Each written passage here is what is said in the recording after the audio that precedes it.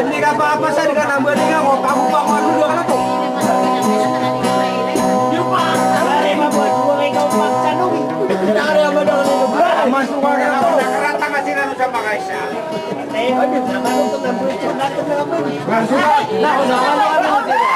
Ay pandapati walang manadatuna gustan tangani walang manabaya milalamba ko kalilimudog pangampungaranaw.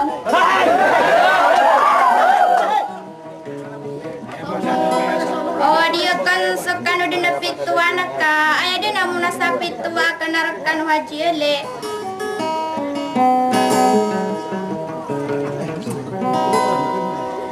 Suka keneganiyo ko ani na ngaragan dengaruno kanu suara ko maka penggulalan na sa eroy nagaguna pananadem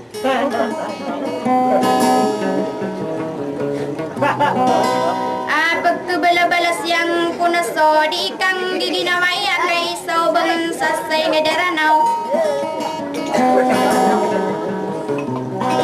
sa uwadong pamanay sulutan sa ripa di kumakurup ko di kudiki pagulaulaan ako sulok ko di ubangan sa niyo na paminso korya ko niyo ka ayamat ana naman ang natasok pamikiran ako na dito tagudaya aso sarako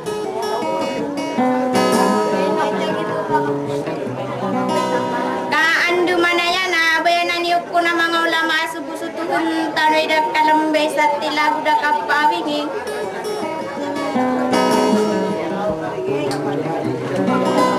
saban yun din napapagani ako kadangan tanaway sa madaya na gumatano sa kakunaganiyo ko ni nangasang kuano suara ko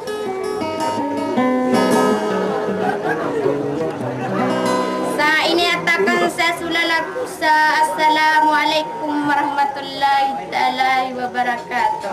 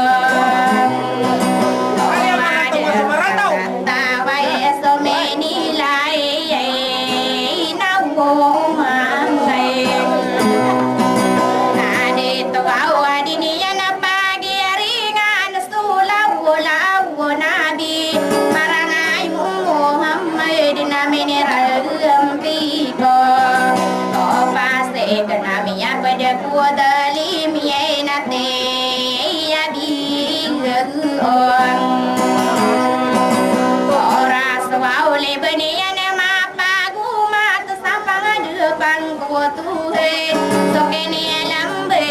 ay nasama ka wo mag-ay ani na kaya timbe ngai no pai ay tapai la wai malai kia susu la de ay no patai mamasa muka jambe wona ka abu bukna abu eto la kia saro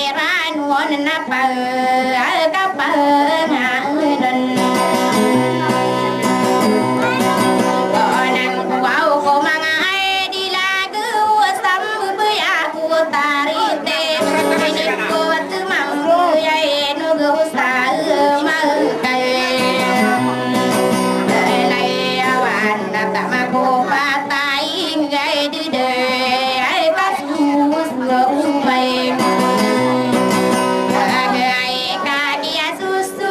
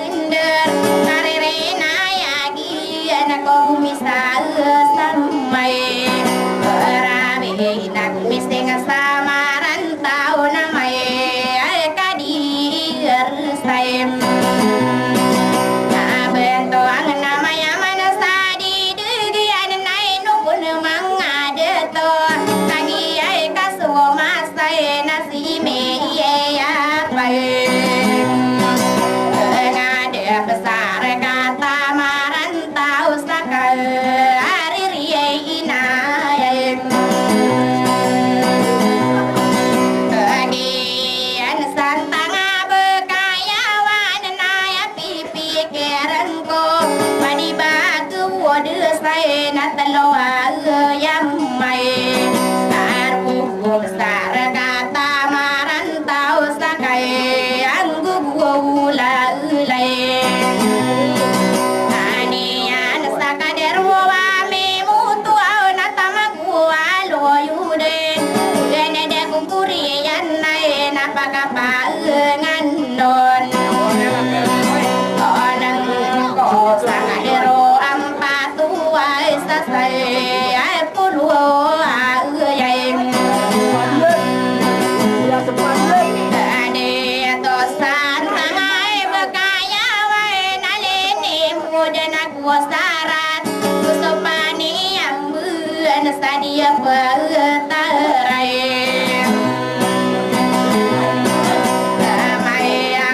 nak korbaku di mali patasaro au padu nai ai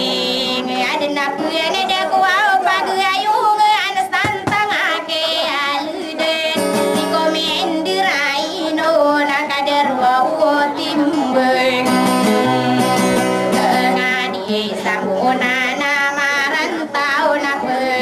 de pai wa ude